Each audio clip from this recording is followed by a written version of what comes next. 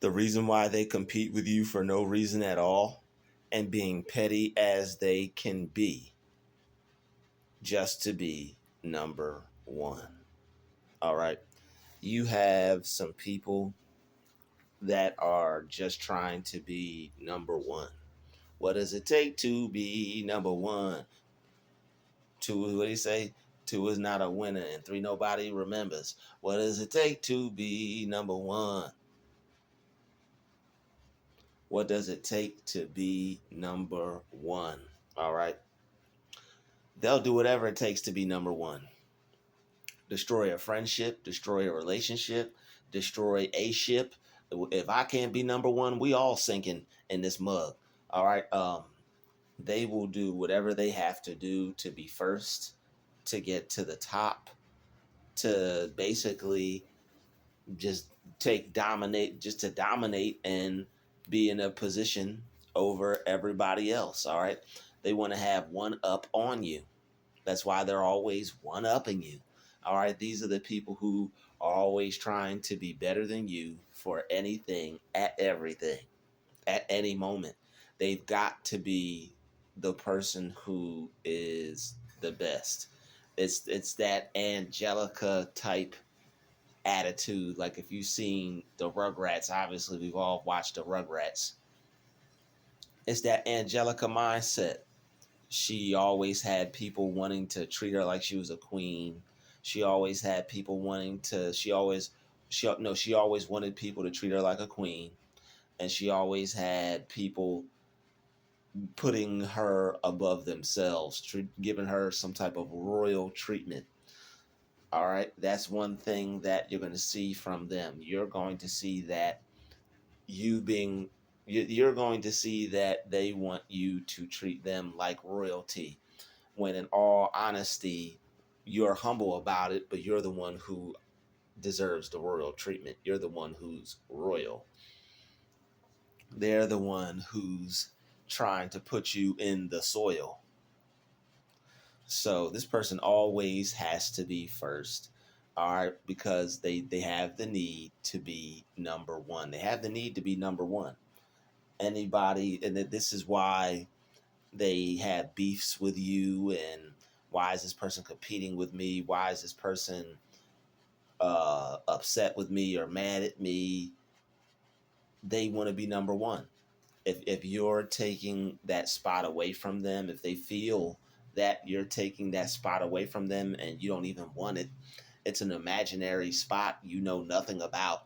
All this is going on in this person's mind, and you don't have a thing to do with it except for being able to pick up on it subconsciously by the way this person is moving.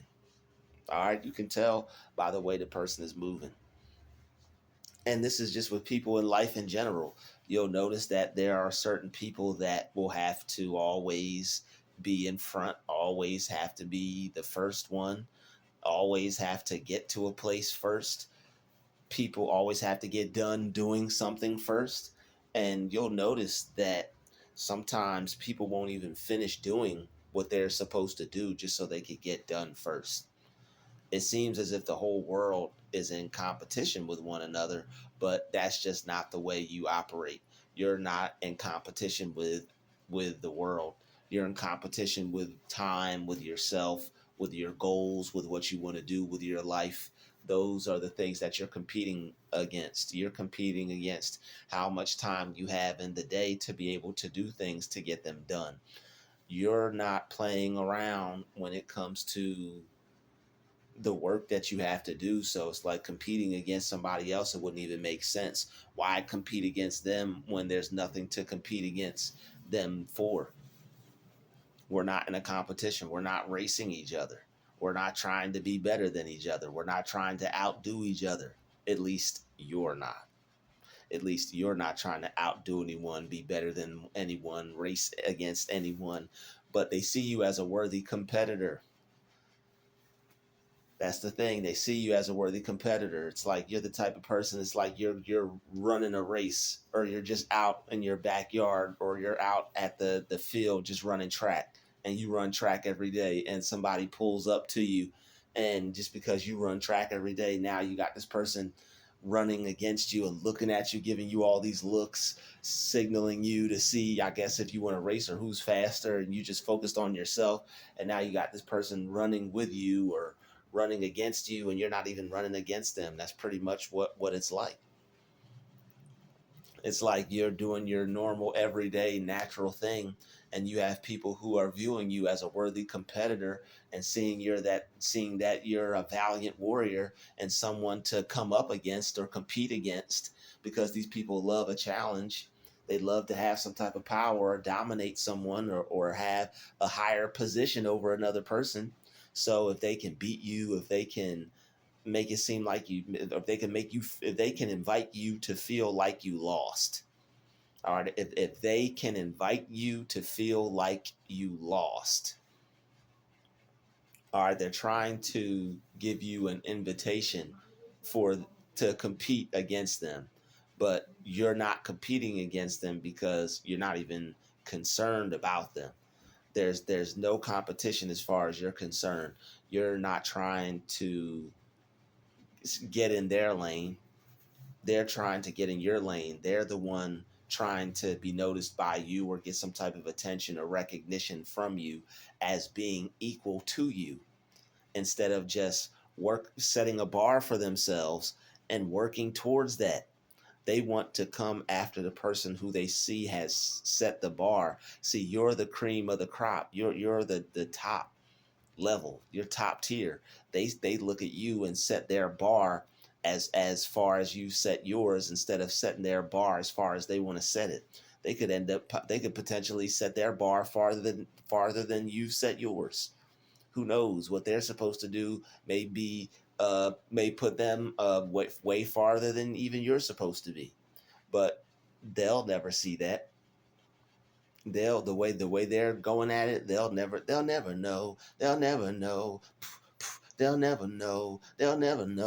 The way they're going about it, they'll never know.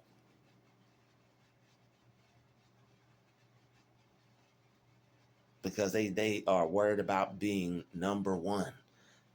They're worried about being number one for no reason at all. They're trying to be number one, but there's no prize attached to it. There's no winnings attached to it. There's no earnings attached to this. This is just a silly thing that a person is doing to momentarily feel good about themselves, because they see you doing something momentarily that's going to make you feel good about yourself for the long run. They see you working towards a long-term goal. They see that you're focused. They see you're paying attention to your own thoughts, or they see you basically just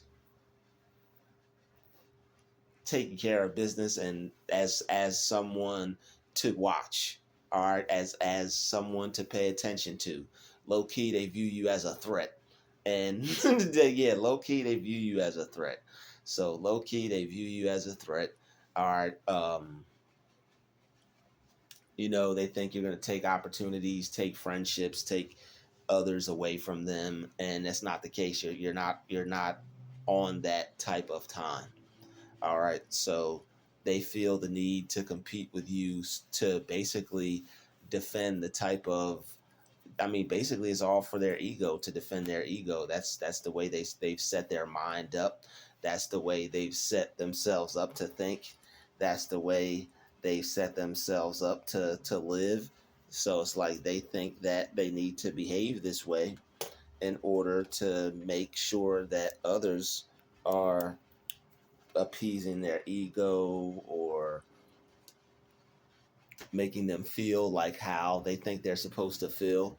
They think that they should be number one. So it's like, they're going to do anything to make sure that they're number one.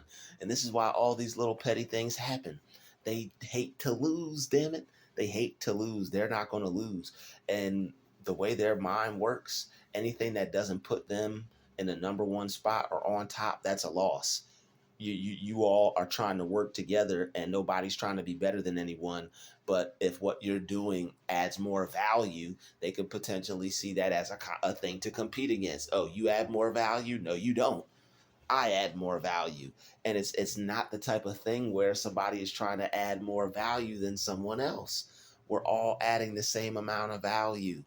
We're all adding a same, we're all trying to contribute to the pot. Are we not? Are we not all trying to contribute to the pot? All right, we're all trying to put something in that in the pot, man. We're all trying to add our little ingredients, put our little sprinkle on things. All right, shout out to everybody who remember this the sprinkle cereal. If you got a box, send it to me. All right, I'm about to Amazon me some. Sprinkle was that stuff. All right, shout out to you, sprinkle enjoyers. There's a couple things on Amazon I'm about to get now that I think about it. All right, yeah, it's a couple things on there. Yeah, it's definitely some things I need to get off Amazon for real. Yeah, gotta make sure I get those things. Um, but yeah, let's stay back on track. They need to be number one. So I mean, you could be working on something together, but if it seems like you know more, if it seems like you're contributing more, if it seems like you're the one that's doing more than them or something, not anything they might just make up in their mind, they may think you don't value their ideas because you have a lot of good ones. You don't not value their ideas. It's just you have a lot of good ones. You may be confident in them and they're going to work. If they have something to add, all they have to do is add it. But if it's whack, if it's corny, if it's not going to work, you're not going to allow something to be sabotaged. If their skills aren't up to par, you're not just going to let somebody, just because you're working with them, destroy the whole group just for a learning experience. They can go do that on their own, but for the better of the group, you're going to have to make some sacrifices. But that's why most people aren't mature enough to work with other people, to work in groups. They can't put their ego to the side. All right, they can't put their ego to the side without thinking that they're being a doormat. In all actuality, they're trying to doormat everybody else and walk all over everybody else because they want to be first. They want to be number one. They want to be on top. They want to be victorious. They want to be a winner. And they're not going to take number two or any other position, even if they're going to fail. We're going to fail with me. We're going to fail knowing that I was number one. We're gonna fail knowing that I was the winner. I was the head person in charge. Damn it, we're gonna know that I sunk the ship. I brought this house down. I brought down the house of cards. I'm the reason why we lost. You know, and it's still y'all fault. Like that's how they're coming at you. So they have to win. They have to be number one. They have to be first. All right. Like all the people that you experience those weird things with in life, like why did this person just do that? Why did this person just have to try to get this done doing that before me? Like that's weird. Like just like when I was telling you when I was at the laundromat, people would be folding their clothes. I'd be folding my clothes and somebody would put up a whole pile of clothes and start speed folding next to me like I was supposed to care or erase them or something.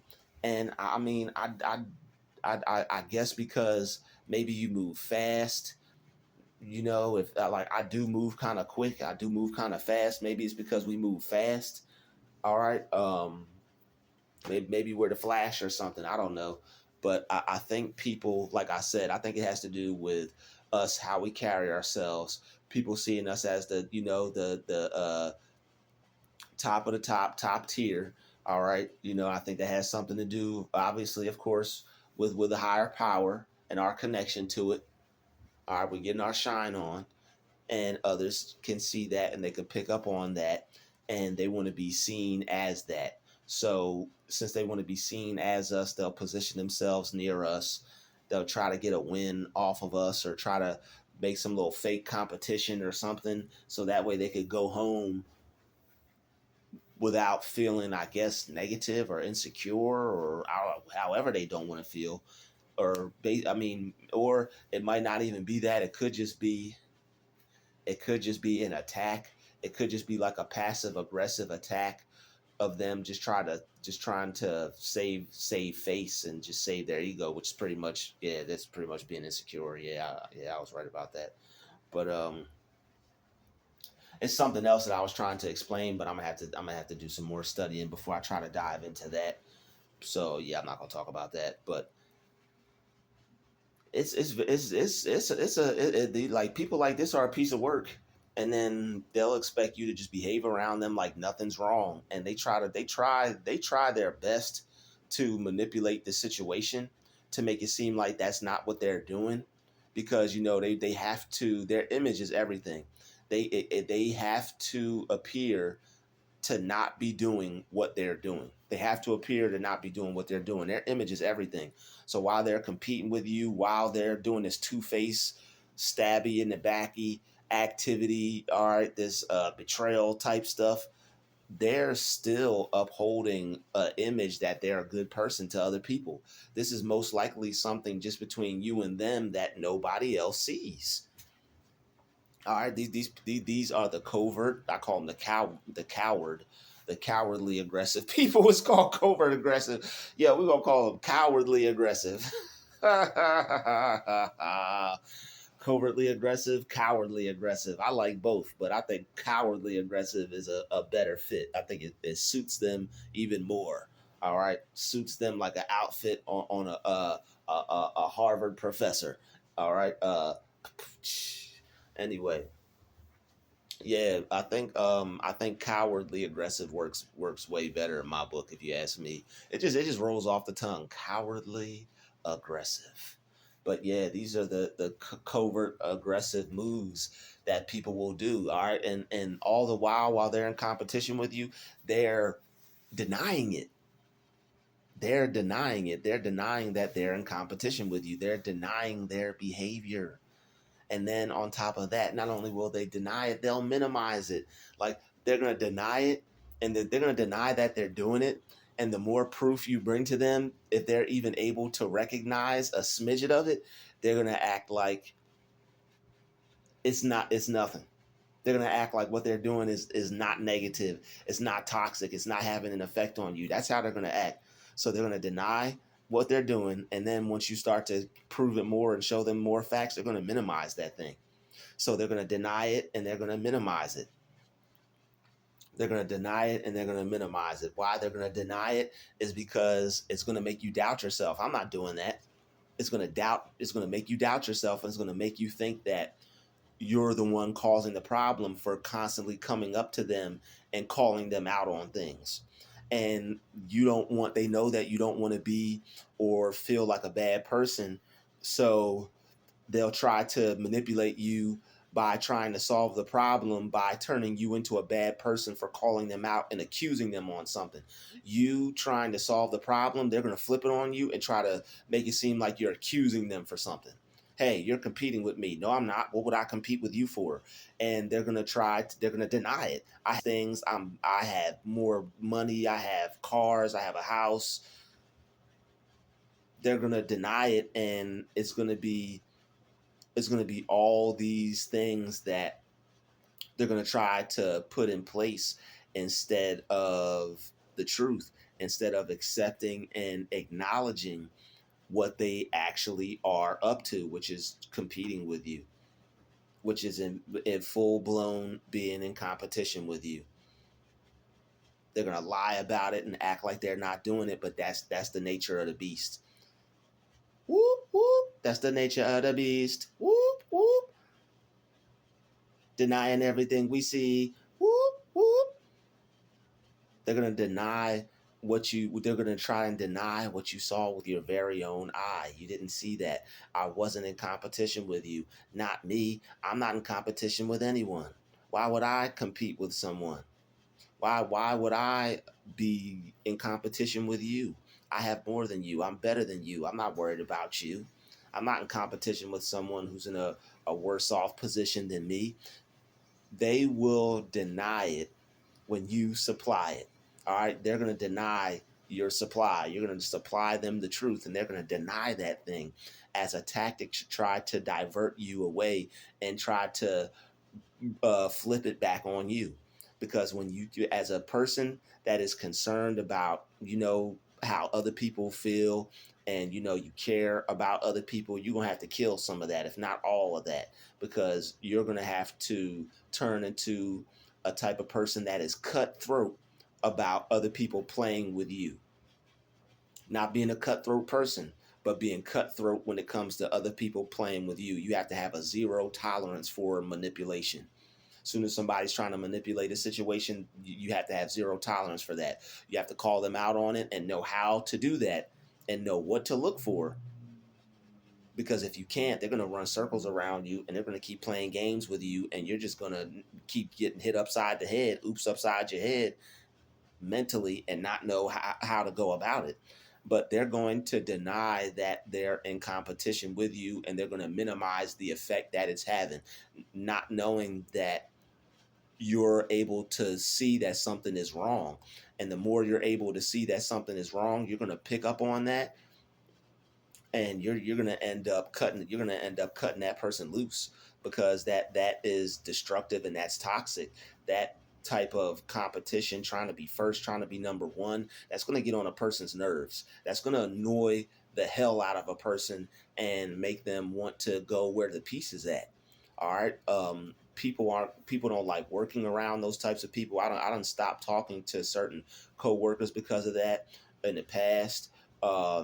Having to like deal with that out in public from random people, it's already bad enough. Like I said, at the laundromat, people just randomly approaching you, competing with you for just silly, stupid things, and it's just that the vibe is just cringy. It's off, and you don't like it. It just lets you know that these are the people who you have to like. These are the people who you'd have to watch your back against. If somebody's denying, if somebody's minimizing, that person is straight up lying. That person is not trying to be honest. You can't put your trust in that person, or too much trust in that person, or you might have to put no trust in that person. But that's definitely not somebody to play too close. That's definitely not somebody to trust. Because they can't be honest, and they can't accept responsibility for what they did. And they're gonna have you always going in a circle back and forth with them, with the denial that they're in, and the minimization, the denial that they're in. They're trying to convince themselves that they're not doing that. And there are people out there, we underestimate how many, and these are the types of people who will call you crazy. But you'll have somebody full blown in denial, trying to convince themselves of a lie that they know is untrue. I'm not doing that. That's not the type of person I am. All the while, you see that that's who they are. They do that to confuse you, because they know that you may not be as confident in your own mind or your own ideas, and that they play with people in the first place to try to diminish that confidence. That's why they'll do things and say they didn't do it, especially if it's just you and them and you're trying to call them out on it. They know that you look for the best in people and you look for the good in people, and they know that you would hope to not see that in them. So they know that you'll possibly give them another chance and not immediately give them the scissors, because it's like, man, so and so wouldn't be doing that. I gotta be wrong. Now it's your intuition. You might end up have been right. You might end up have been right. So you have to always trust your gut when it comes to people, and it comes to these types of situations. If something feels off and it's not right, try to do some research on it. Hit me if you're watching this video. Hit me up for a consultation. I'll help you figure it out. That's what I'm here for. I already see what I'm here for. The devil been trying to stop me from getting my work done, but we're not gonna allow that to happen. I see how he's trying to infiltrate my life and trying to make it difficult for me to do what I need to do. But I'm still prevailing, and I'm still always going to prevail. And so are you watching this video. But once people start denying, that that's some BS. If you call somebody out on it and they're aggressively denying it, I'm not doing it, I'm not even trying to hear what you have to say, that's some BS. And if at some point they're minimizing, oh, well, that's not doing that much to you, or you're making a big deal out of it, or they'll try, instead of making a mountain out of a molehill, they'll try to take a mountain and make it a molehill. So they're trying to take a mountain and make it a molehill. That's what they do with We're going to get it, y'all. Anemone, minimization. They're going to try to minimize the experience they're giving you as a diversion tactic away from you calling them out on the truth, so that way they won't have to face it. And that's why they're in competition with you over petty stuff. The reason why they do it, because they have to be number one. And they justify that, as we see. I'll see you in the next video. Peace, love, and light. We out.